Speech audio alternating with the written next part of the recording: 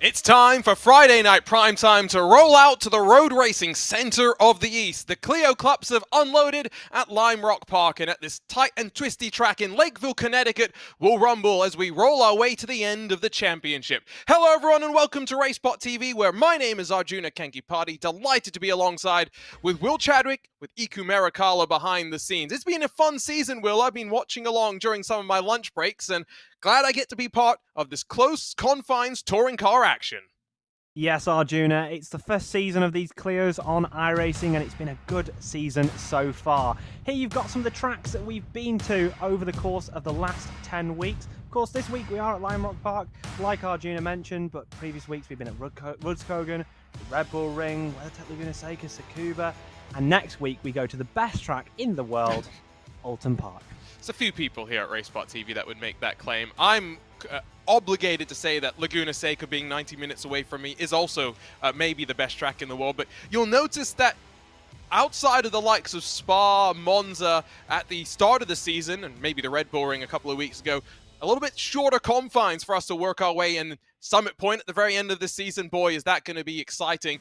This Clio Club, like Will mention, new to iRacing, but such a staple across of so many different simulators in the real world, and it's been great to be able to bring that over into this virtual world with a fixed setup competition. Quick look at the championship standings as well, as drop weeks start to be factored in. Just a couple of rounds left to play. 12-week championship, only the best 8 of your rounds will be classified, and it's, of course, Ade Kobe Lopez that continues to lead with Danny Martin and a handful of close names fighting for third on back, but realistically, Will, it's the top 2 breaking away. Yeah, you can see a really decent points lead for all those guys. We've not seen them much throughout the season. Danny Martin we've seen a little bit. We've not seen Ade Kobe Lopez yet, which is really surprising considering how much of a feature he's been on a lot of these prime times. But the person we've got here today is Alex Rogers. You see him down in 10th, but he is racing and provisionally on pole position. Yeah, I was just scrolling through all the different grids for this past season, surprised that someone that we've become so accustomed to on Friday Night Primetime, across of so many different cars, Ade Kobe Lopez leads the championship, but not leading in our hearts on RaceSpotTV just because we haven't seen him yet. Here's Dylan Freckleton, someone that we usually see in some American open wheel machinery, launching himself over some of those curbs, and that's going to be one of the talking points with that chicane that the drivers use at this modern incarnation of Lime Rock. When you go side by side, I think you're going to need to be quite careful not to bounce yourself up and over those curves. Freckleton will descend down the hill, though, on his second and final attempt in qualifying. He's 6/10 off of the pace, where, of course, Alex Rogers with a 59.397 currently sits on top. Will the number 2 go to second spot? With qualifying coming to an end, no, there's no improvement there. That was a short qualifying session, and it means immediately we'll work our way on over into the starting grid. And short races means qualifying does tend to be important. Is it going to be for Alex Rogers the ability to convert pole position in that number 1 machine? We're about to find out. He'll have Mauro Polderman alongside with Demis Tiglaker inside of Arcadis Sights. Then Dylan Freckleton and Hakan Kabar make up the rest of the front 3 rows. Behind them, starting in 7th spot, we'll find Mark Matin with Matty Laycock, Baptiste Ansaldi, and then Philip Resch through the rest of the top 10 with some interesting liveries on that 10th-place car. Santiki Muniz starts inside of Jose Malbran in 11th and 12th positions, while hopefully not unlucky 13th and what is a distinctive Canon liveried Stefan Panzuik, number 11 machine. Martin de Monk and Gareth Nelson, Jean-Louis Gustin, and then Kevin Link make up the rest of the 17-car grid. Going to be exciting to see how they rumble, but look at the gap through the field, Will. We may see a bit of a breakaway at the front. Definitely possible to happen, especially with a pole margin of 0.4 of a second. Your drivers are gridding up and will be ready to go for a standing start shortly. I'm not quite sure how this one's going to go, Arjuna, but I think it's going to be a good race. Standing start, of course, means that getting off of the line going to be an important thing to master as well, and that's where, even in sim racing, the double clutch paddles that some of our drivers use do sometimes come in handy. But here we go.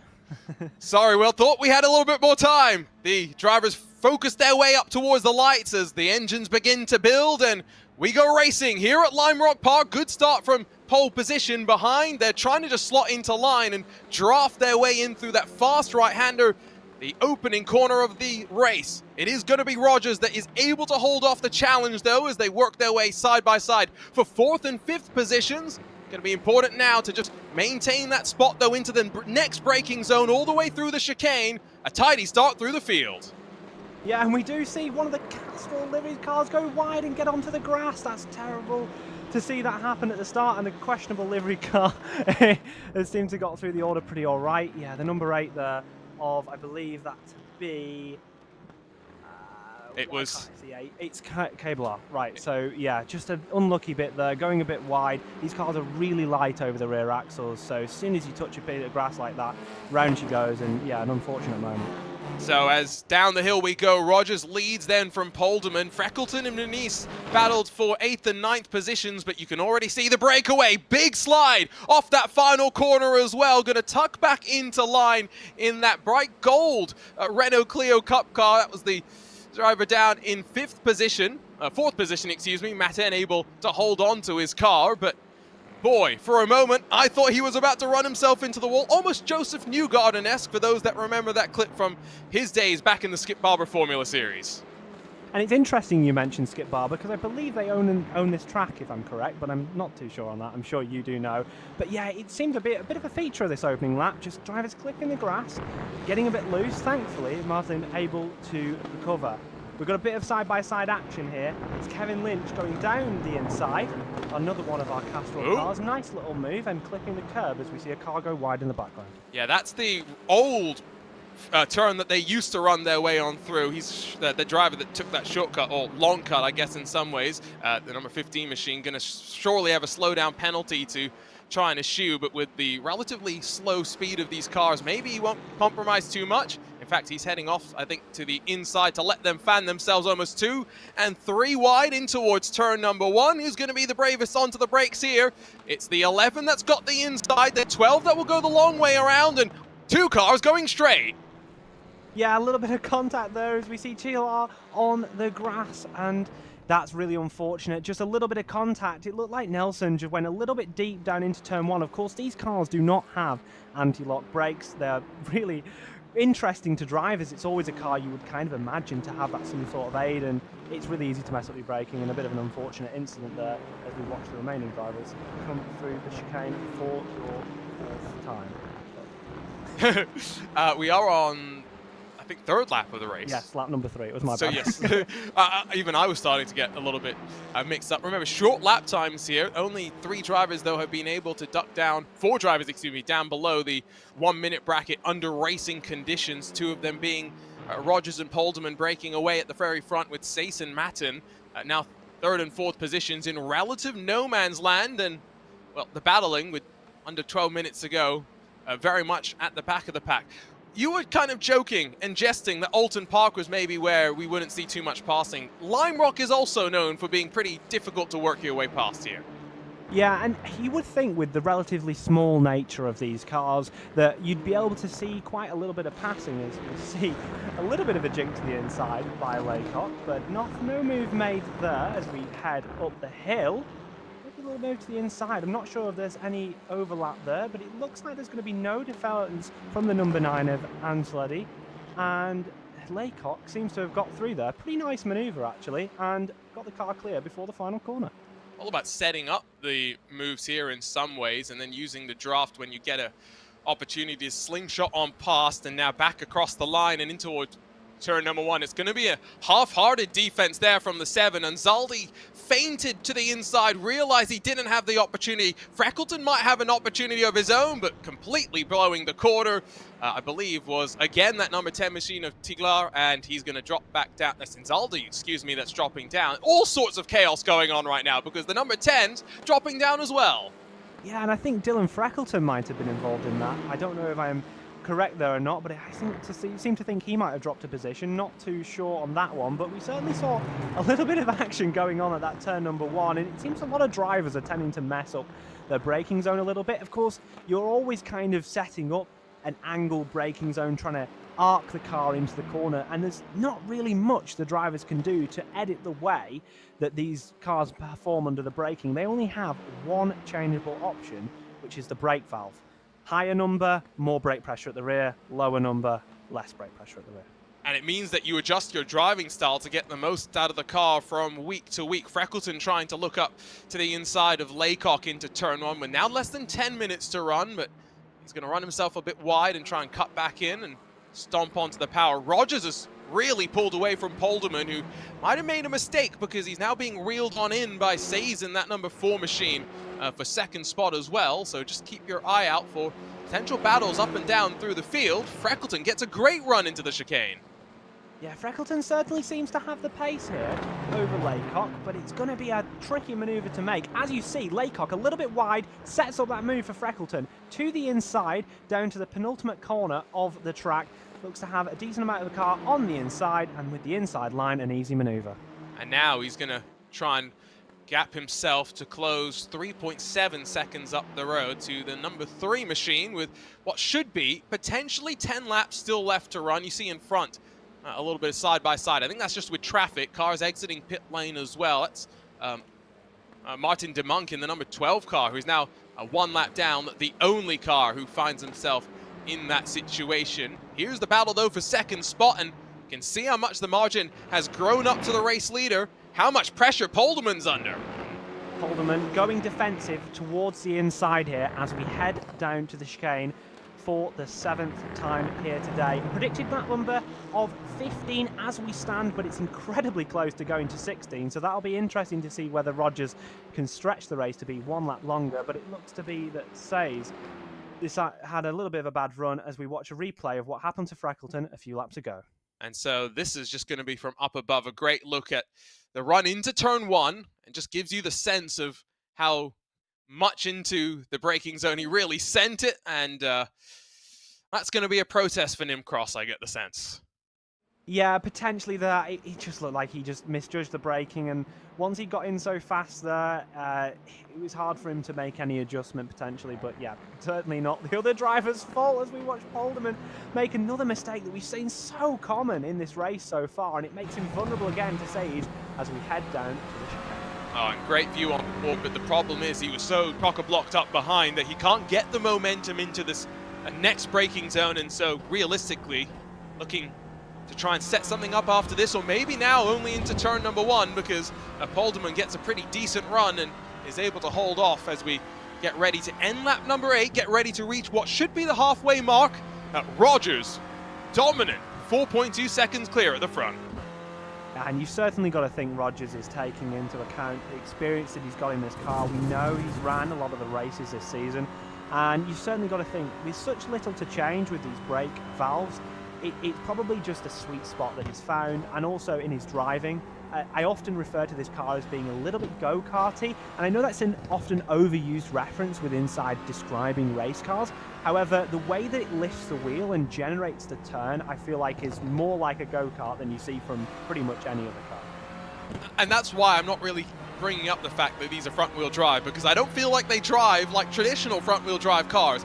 Here's a great run though into that chicane once again, but Polderman just enough clear to be able to hold off. You saw Says closing up under brakes though as well. You just get the sense that he's that little bit more confident, a little bit more comfortable.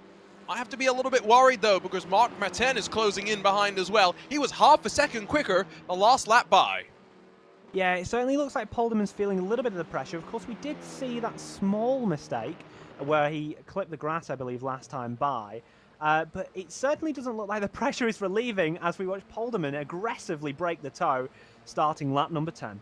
Yeah, they're trying to play a little bit of gamesmanship here in the month of May, but see how that's going to end up faring out. Looks like potentially Hakan Kabar is out of this race. We have 2 drivers 1 lap down now, as Martin DeMonk is joined by Jose Malbran.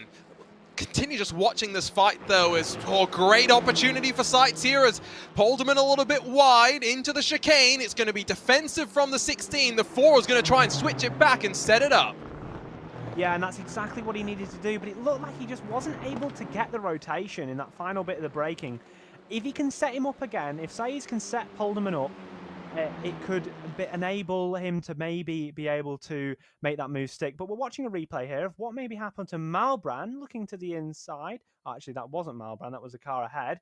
Defensive for him, going to the inside of the last corner. Potentially there may be a bit of contact here, and there's maybe a little bit of air there, but as soon as you get into that grass, there is no helping you, unfortunately. It's always dangerous to be side by side through the final corner, at least in my mind, but you can get away with it in slower cars, and so opportunity presented. I don't know if Skip Barber Racing School still owns this track, because I know Parker Kligerman did become a partial owner, and that's a lot of air between Polderman and Says, who could really not do much there. He went for a half-hearted move, but I don't think he was really going for it. Polderman drops, though, outside of the top 5. Yeah, well, it may be 15 days later from May the 4th, but we definitely did see some force there. So I'm not sure what happened, but unfortunately, that's just something that can happen in racing over the internet. And I'm sure CAs didn't mean anything bad there, and it's just unfortunate that happened. Potentially, though, we'll see Matten be able to close up on Says. However, not so sure with the fact that Says has been held back for so many laps. We've got, what, probably 5 to go this time by, given where Alex Rogers finds himself in a very pink Maradness machine. I do love myself a bit of pink. I like this livery as well. I think it's a wonderful livery. I'm not actually... Is that the Maradness logo on the side? That's what it strikes me. Yes, as, it is. I'm not sure. Is that... Maybe he's in a team. Well, there is the Maradness M Squad, which is affiliated with Satellite Racing, but I've never seen them in pink before. That's the thing. Well, I think... Does that have the KD badge on? I'm not sure it's part of KD's Sim Sport that sometimes race with inside, I believe, the World Touring Car Series that we get the privilege of broadcasting here on RaceSpot. So potentially some touring car knowledge there. But yeah, I'm certainly with you. That's a fantastic livery. Let's see if we can grab a replay of what happened at that last moment. Oh, first we're going to pick up what happened with Jose Malbrand very quickly here, because there may be some more things heading the way of Nim Cross, who one RaceSpotTV broadcast, a couple of protests. That sounds pretty good. Oh no, this is not going to be pretty, is this? Ah. That's pretty shocking. Okay.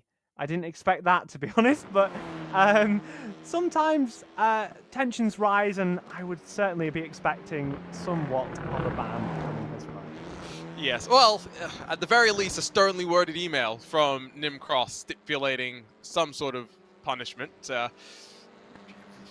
We've definitely seen worse things on RaceSpot, but that was not pretty. Polderman now drops, by the way, down to 7th spot as, nope, the interestingly liveried car finds itself running a little bit wide through the chicane, and Polderman back up to 6th. Yeah, Resh there just seemed to just mess the braking up a little bit. Of course, it's really easy to do down into a hard braking zone. Like I say, these cars are one of these things that you wouldn't really expect them not to have ABS, but they don't. So it's one of these things. I don't know what your opinion would be on it, but I feel like these cars should maybe have ABS, as we see Resh jinking to the inside. I'm not sure what for. Maybe... Slow down? Slow down. Maybe. Slow down, yeah. Yeah, because he's going to drop behind the 11, potentially behind a whole gaggle of cars, because look at this choo-choo train that's built up behind 7th spot. Resh ends up right smack bang in the middle of it and scares Anzali off into the grass. He'll somehow find his way back onto track, and I do tend to agree with you. I'm a bit surprised that a lower spec touring car machine does not include ABS, given that TCR machines do. Yeah, and it's something, though, that can help develop the driver's skill, of course. Learning to not use ABS in a race car is a fundamental learning process of a young driver's career, and you would normally specify these cars to be for the younger generation and something like that. We do see, however, a move to the inside by Tajalar. Getting up the inside there, we've seen a lot of moves setting up past the chicane, and another nice move getting clear before the final corner and making the pass stick. We've also seen a bunch of different pronunciations for the number 10 machine, so I'm not going to try and add one more to the infinite variants that we've seen today. Should be on to the penultimate lap of the race, though, because with Alex Rogers now leading by 8 full seconds, he is surely coasting his way towards the white flag and to a well-deserved victory. There he is, rising, working his way back up towards the final couple of corners. Here's the look on board with the moment, though, that determined what happened for second. Sainz did look to the inside, but he did try to back out of it to give him a bit of credit. Unfortunately, backs out of it just a little bit too late. I thought we were going to come to the white flag, but no, we're not. It's Alex Rogers that goes from flag to win Friday night primetime iRacing Clio Cup at Lime Rock Park. A dominant display from the Maradness M Pink Machine. It will be Arcadis Sights that grabs second spot after a really fun fight that unfortunately had a disappointing end for Mark Matten. Just holds off Dylan Freckleton in those final couple of laps. Matty Laycock rounds out the top 5. Quick fire races, and boy, did that deliver plenty of entertainment in the 15 minutes. Yeah, well, it's always good to see the action here in the Clio Cup Racing Series here on iRacing. I thought we saw a good race, maybe a little bit dominant from Rogers, but I'm sure he'll be happy with that one. And we saw some questionable things, but again, delivers as always, and I can't wait to come back next week. I was hoping that we would have a bit more of a fun fight for second. Unfortunately, was not to be. Here's a look at those race results, though. 9 seconds, the margin of victory at the end for Rogers in the #1 machine, delivering on the expectation of the highest I rating in the field. Arcadis Sights in second spot, Mark Matten in third. Dylan Freckleton climbs his way back up to 4th position, just in front of Matty Laycock to make it 3 of the UK&I drivers inside of the top 5, before the 2 Benelux drivers of Polderman and Tiglar round out the top 7. Then Panazuik, Fresh, link your top 10, and as we work our way down to 11th, and Zaldi, Gustine, and then Muniz, the final car scored on the lead lap. Nelson, DeMonk, and then Kabar Malbren, all at least 1 lap down. 2 retirements in the field of 17, and let's not forget fastest lap went the way of our pole position winner, of our race winner, the perfect event for Alex Rogers. So as we wind things up here at Lime Rock Park, unfortunately, don't think we're going to get the chance to talk to too many of the drivers. Let's look forward instead, because Will Chadwick, you said it's the best track in the world. Alton Park, is it going to be more entertaining than what we saw here today? There's a pretty high bar to live up to. I'm sure the qualifying laps are going to be very entertaining for our drivers. Of course, this circuit, located in Cheshire and often, every single year actually, hosts the British GT opening round on Easter Monday. I can't wait to be back next week at the same time here on RaceSpotTV on YouTube. And hopefully, I think maybe joined by you as well, Arjuna. Unfortunately not. I'm over in Indy next week. I'll be at IMS on Friday with unless you want engines in the background. But I think that might get us in trouble.